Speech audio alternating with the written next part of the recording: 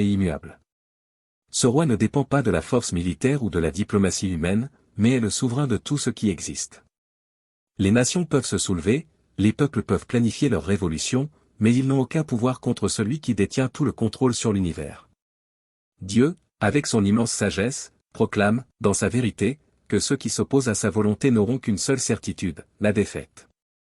La rébellion contre ce qui est juste, contre la vérité qui ne peut être modifiée, est vaine. Ce que les nations appellent pouvoir ne sont que des tentatives pour combler un vide qu'elles ne peuvent combler.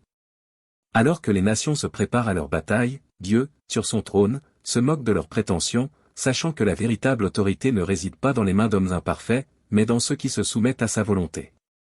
Et c'est cette volonté divine, représentée dans le roi établi par Dieu, qui sera la force qui apportera la justice à toute chose. Ce roi, investi de l'autorité divine, lance une invitation claire et directe, embrasse le Fils, afin que sa colère ne s'enflamme pas, il ne s'impose pas par la force brute, mais appelle à la révérence, à l'humilité devant celui qui peut transformer les nations et, en même temps, guérir les cœurs de ceux qui se tournent vers lui avec sincérité. L'invitation à chercher le Fils, à s'incliner devant le Roi éternel, n'est pas une imposition, mais un chemin de paix. Ceux qui se soumettent à son autorité trouvent refuge et protection. La crainte du Seigneur n'est pas une peur paralysante, mais une révérence qui apporte avec elle la sécurité de ceux qui savent qu'ils sont sous la protection de celui qui a créé et gouverne tout. Ceux qui s'opposent à lui, en revanche, marchent vers la destruction, peu importe la fermeté de leurs pas et la réussite apparente de leurs plans. Et en fin de compte, ce qui compte, ce ne sont pas les apparences passagères du pouvoir humain, mais la justice éternelle que Dieu a établie par son Fils. Ce que le monde appelle l'échec peut être la plus grande victoire de l'histoire, car la véritable force réside dans le fait de vivre selon les principes du royaume de Dieu, où la vérité, la bonté et la justice prévalent sur tout ce que l'homme peut planifier ou réaliser. La puissance des nations s'affaiblit, mais le royaume de Dieu demeure. Il y a donc un choix à faire. Nous pouvons soit nous joindre aux plans humains, qui sont capricieux et limités, soit nous pouvons nous joindre au pouvoir éternel du roi, qui règne avec une justice et une sagesse infinie. La vie véritable, pleine et durable ne se trouve que chez ceux qui reconnaissent la souveraineté de Dieu et s'abandonnent à son plan. Ce n'est pas un chemin de soumission aveugle, mais de confiance et de foi profonde en ce qui est bon et vrai. Le monde peut même essayer de se rebeller, et les hommes peuvent s'exalter dans leur orgueil, mais la vérité sera toujours plus grande. Le roi de l'univers, qui a déjà été choisi et établi, est la seule source d'espoir et de salut. Vos plans n'échouent pas. Et à la fin, ceux qui le cherchent, qui le vénèrent et qui le reconnaissent comme le seul souverain, trouveront la paix. L'histoire de l'humanité est marquée par une lutte incessante pour le pouvoir. Les dirigeants, les nations et les leaders se lèvent avec l'intention d'imposer leur volonté au monde, défiant les lois universelles, l'ordre établi par quelque chose de supérieur. Beaucoup se considèrent comme les maîtres du destin, croyant qu'avec leur force et leur ruse, ils peuvent réécrire la réalité et la façonner à leur guise. Cependant, la tentative de contester ce qui est éternel et immuable révèle la fragilité humaine face à la grandeur du divin. L'homme, malgré toute son ambition, ne se rend pas compte qu'il existe quelque chose de plus fort, de plus profond, qui transcende sa capacité de contrôle. Les rois de la terre et les dirigeants des nations se rassemblent, font des plans, conspirent les uns contre les autres et contre tout ce qui représente la justice éternelle. Ils parlent de liberté, mais cette liberté est souvent utilisée pour promouvoir l'égoïsme et l'oppression, déformant ce qui est juste et vrai. Mais malgré tous les troubles, tous les discours enflammés et toutes les alliances faites pour détruire ce qui est bon, il y a une chose qui reste ferme, immuable. Dieu, qui veille sur l'humanité, ne se laisse pas troubler par l'arrogance des puissants. Il n'est pas perturbé par ses plans. Dans sa souveraineté, il reste calme, conscient que rien n'échappe à son contrôle. Ce que les nations ne comprennent pas, c'est que leur rébellion contre le divin est vaine. Ils tentent de se débarrasser de l'autorité de Dieu, mais ce faisant, ils finissent par révéler leur propre impuissance. Même lorsqu'ils se lèvent de toute leur force, avec toutes leurs armes, avec toutes leurs promesses de changement, ils ne peuvent pas changer le cours de l'histoire que Dieu a déjà établi.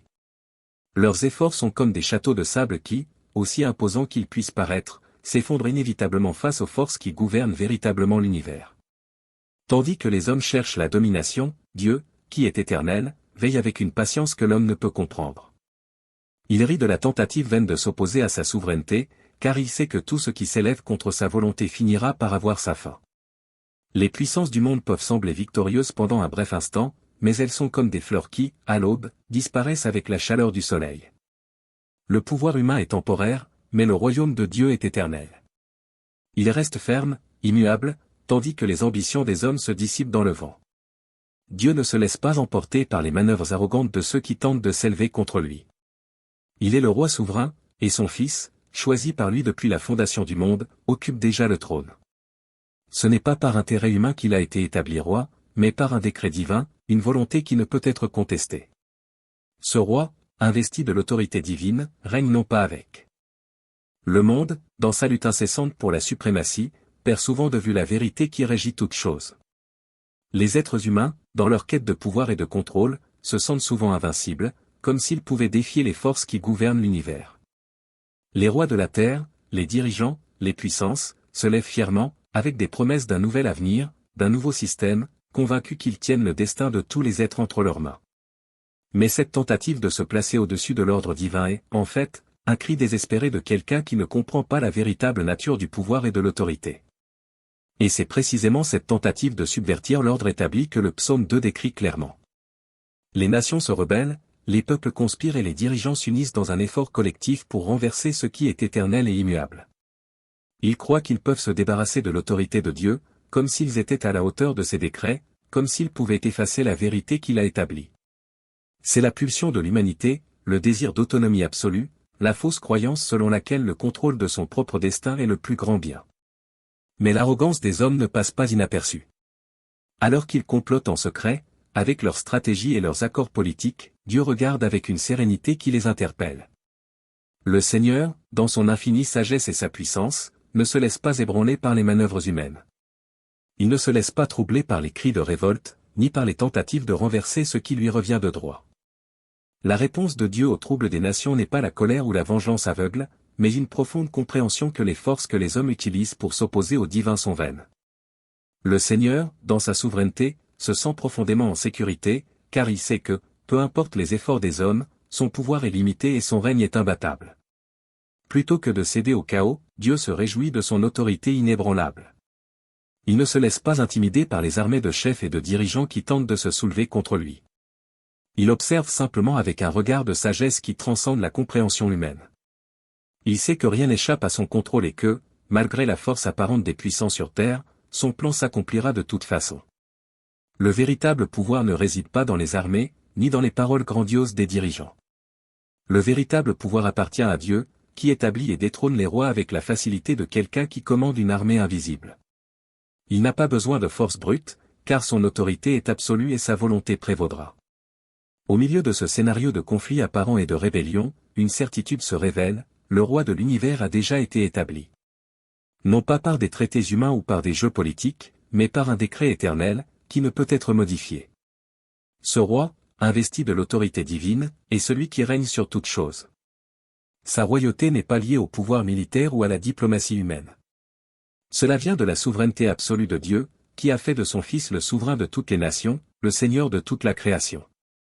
Ce Fils, choisi et proclamé roi par Dieu lui-même, est la clé pour comprendre le destin de l'humanité. Il n'impose pas son règne par la force, mais offre à l'humanité l'occasion de se réconcilier avec lui, de se soumettre à son autorité et de faire l'expérience de la paix qu'offre son règne. L'invitation est claire et urgente, embrassez le Fils, de peur que sa colère ne s'enflamme. Ce baiser n'est pas un geste de flatterie ou de soumission vaine, mais un signe de profond respect, de reconnaissance de l'autorité du roi et d'acceptation de sa souveraineté. Embrasser le Fils, c'est se soumettre à son gouvernement, c'est comprendre que c'est seulement en sa présence qu'on trouve la véritable paix et la véritable sécurité. La colère du Fils est cependant une réalité qui ne peut être ignorée. La colère dont parle le psaume n'est pas une fureur débridée, mais une juste indignation contre tout ce qui est injuste, contre tout ce qui tente de subvertir l'ordre divin. Ceux qui s'opposent à l'autorité de Dieu, qui refusent de reconnaître la souveraineté du Fils, se dirigent inévitablement vers la destruction. Votre arrogance, aussi puissante et réussie que vous puissiez paraître, est vaine.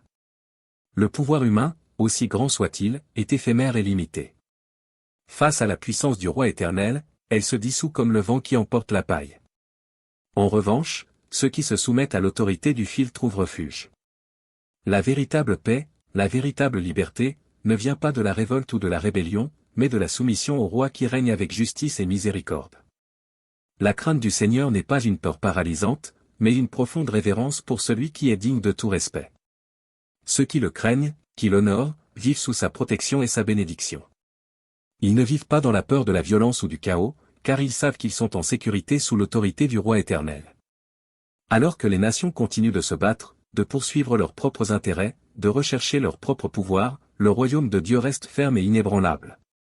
Les plans de Dieu n'échouent pas, et les êtres humains ont toujours été confrontés à l'idée qu'il existe quelque chose de plus grand, quelque chose au-delà d'eux-mêmes, qui régit le cours de l'histoire.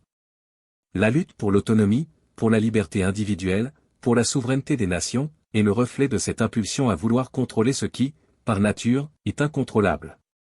Cependant, le psaume 2 nous rappelle que, quelle que soit la rébellion de l'homme contre l'ordre divin, le véritable pouvoir ne réside pas dans les mains des dirigeants, ni dans les stratégies de guerre ou de diplomatie. La puissance qui fait bouger l'univers est immuable et dépasse la compréhension humaine. Les nations de la terre, dans leur quête de suprématie, se soulèvent contre le Créateur. Les rois et les dirigeants s'unissent, comme s'ils pouvaient défier l'autorité qui soutient le cosmos. Ils complotent, conspirent et s'allient, pensant pouvoir renverser le plan divin, comme si leurs actions éphémères pouvaient effacer la vérité éternelle. Et que cherchent-ils? Contrôle absolu. Ils croient qu'en se libérant de la souveraineté de Dieu, ils peuvent créer un monde à leur image et à leur ressemblance. Ils rêvent d'un empire éternel, d'un règne invincible, mais ils oublient qu'ils ne peuvent pas construire sur des fondations qui ne sont pas solides et vraies. Dans ce scénario de lutte et de troubles apparents, ce qui apparaît comme un chaos aux yeux humains, est pour Dieu un scénario clair et sans mystère. Alors que les puissants du monde s'élèvent, Dieu n'est pas pressé, il n'a pas changé. Sa réponse au conflit humain n'est pas la violence, mais une profonde sérénité. Le Seigneur observe d'un œil calme les troubles des nations, et sa réponse à ce bouleversement est une déclaration simple et puissante, il est souverain. Il a déjà décrété l'avenir et rien ne peut le changer. L'histoire, peu importe à quel point les hommes tentent de la réécrire, est écrite entre les mains de Dieu. Il ne se laisse pas ébranler par les plans des hommes, car il sait que tout ce qui est contraire à sa volonté sera temporaire, tandis que son règne sera éternel. Le vrai roi, le seul qui possède l'autorité absolue, a déjà été établi. Ce roi ne. Ce que le psaume 2 nous enseigne, c'est qu'en fin de compte, la véritable force ne réside pas dans les mains de l'homme, mais dans les mains de Dieu. C'est lui qui définit l'histoire, c'est lui qui guide les destinées. Lorsque les nations se soulèvent, lorsque les puissants tentent de définir leur propre destin, Dieu observe avec la certitude que sa volonté prévaudra. L'humanité peut essayer de se détourner de sa présence, mais elle ne trouvera que vide et frustration. C'est seulement en Dieu, dans le Fils, que nous trouvons la véritable sécurité et la véritable paix. Le pouvoir des dirigeants peut être impressionnant, mais l'autorité de Dieu est incontestable. Ainsi, l'invitation du psaume 2 est de reconnaître la souveraineté du roi. Ce n'est pas une invitation à une soumission aveugle, mais une invitation à la véritable liberté, qui ne peut être trouvée que si nous nous soumettons à l'autorité de Dieu. Qui est juste, bon et éternel. L'histoire humaine peut suivre son cours, avec ses victoires et ses défaites, mais le royaume de Dieu demeurera. Et ceux qui s'unissent au Fils, ceux qui embrassent le Fils avec un cœur sincère, seront ceux qui hériteront de la paix qui ne finit jamais point. L'humanité, dans sa quête incessante de pouvoir et de domination, s'est toujours trouvée empêtrée dans la tentative de s'affirmer comme souveraine des forces mondiales. Cependant, peu importe à quel point l'homme cherche à affirmer sa liberté et sa volonté, la réalité est qu'il ne peut échapper à la vérité fondamentale, il existe une autorité suprême, un roi éternel, dont les décrets sont immuables. Le psaume 2 nous rappelle avec force que les projets humains, aussi grandioses qu'ils puissent paraître, sont finis et limités lorsqu'ils sont confrontés à la souveraineté de Dieu. Aujourd'hui, comme au temps du psaume, nous voyons des nations en quête constante de pouvoir. Les dirigeants se soulèvent, les peuples se divisent et des alliances se forment dans le but de renverser ce qui semble être un ordre qui ne sert pas leurs intérêts. Les nations se rebellent, les rois s'opposent, comme si le cours de l'histoire était entre leurs mains et non entre celles de celui qui a créé tout ce qui est. Ils font des plans, élaborent des stratégies et croient pouvoir contrôler ce qui échappe au contrôle humain, comme si leurs actions pouvaient changer le destin ultime du monde. Cependant, au milieu de cette révolte humaine contre l'ordre divin, il y a une constatation, tout ce que font les hommes est limité par les mains de Dieu. Même si les êtres humains peuvent tenter de défier l'ordre établi, la réalité est qu'ils se trouvent complètement à la merci du plan divin. La tentative de s'opposer à ce qui est éternel n'est rien d'autre qu'un effort vain. Dieu ne se préoccupe pas des projets humains, ni ne craint la force des nations qui se dressent contre lui. Au contraire, Dieu, dans son infinie sagesse, observe ses efforts avec un regard serein et calme, comme s'il savait que rien ne pourrait le menacer. Votre souveraineté. Le psaume 2 nous présente clairement cette réalité. Il révèle que, même face au chaos que les pouvoirs humains tentent de créer, Dieu reste calme, et sa réponse à cette révolte est une certitude absolue, il est le roi éternel. Ce roi ne dépend pas d'alliances temporaires ni de la force militaire des nations. Son autorité est établie par un décret divin, irrévocable et éternel.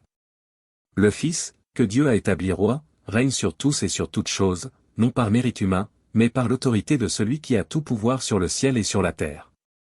Il est important de noter que le psaume ne décrit pas simplement une guerre ou un conflit entre rois et dirigeants. Il révèle une lutte spirituelle profonde, où les hommes, dans leur rébellion, tentent de s'éloigner de la véritable source du pouvoir et de la vie, pensant qu'ils peuvent créer un empire séparé, une réalité où il n'y a pas de place pour la souveraineté divine. Mais, comme le psaume nous l'enseigne, les dirigeants qui se rebellent contre le Fils, qui se détournent de l'autorité de Dieu, ne courent qu'à la destruction. L'opposition au plan divin n'apporte pas la véritable liberté, mais un chemin sans issue, où la seule destination est l'échec et la frustration. Dieu, en contemplant cette rébellion humaine, non seulement observe, mais agit aussi. Il pose sa main sur l'avenir de l'humanité, montrant clairement que rien ne peut renverser son plan. Quand il dit qu'il rit, ce n'est pas un rire de dédain ou de moquerie, mais le rire de quelqu'un qui sait que le mal, si fort qu'il puisse paraître à un moment donné, est passager. La puissance humaine, aussi puissante soit-elle, est comme une vapeur qui se dissipe rapidement. Le royaume de Dieu, en revanche, est éternel, incassable et absolument sûr. Le Seigneur, dans son autorité, promet que bientôt le Fils, le roi éternel, établira sa justice et sa paix sur toutes choses. Ce roi, qui a été choisi par Dieu pour régner, ne règne pas avec tyrannie ou oppression, mais avec vérité et justice. Le Fils, avec son autorité divine, offre à l'humanité un chemin de réconciliation, une invitation pour tous à se tourner vers lui avec humilité et révérence. L'attrait du psaume 2 est clair, embrasser le Fils, de peur que sa colère ne s'enflamme. Ce baiser n'est pas un simple geste de flatterie, mais un acte profond d'abandon, de reconnaissance de l'autorité du roi et d'acceptation de sa souveraineté. Embrasser le Fils, c'est reconnaître qu'en nous soumettant à son règne, nous trouvons la vraie paix et la vraie liberté, car il est le seul à pouvoir restaurer ce qui a été perdu par la rébellion et le péché. En période d'incertitude, où les voix des puissants appellent au changement mais n'apportent pas la paix, le psaume nous rappelle que le seul chemin vers une véritable transformation est l'acceptation de la souveraineté de Dieu. L'humanité peut se révolter, se diviser, se détourner de la vérité divine, mais l'histoire de Dieu s'accomplira. Le Seigneur, avec son Fils, apportera la justice, et ceux qui choisissent de suivre son autorité et de se soumettre à son règne trouveront refuge. L'invitation est claire, abandonnez-vous au Fils, reconnaissez son autorité, et la colère de Dieu ne s'enflammera pas contre vous. Le psaume 2 nous appelle à réfléchir sur nos propres vies. À quel moment de notre voyage avons-nous essayé de résister à l'autorité de Dieu? Ou, dans notre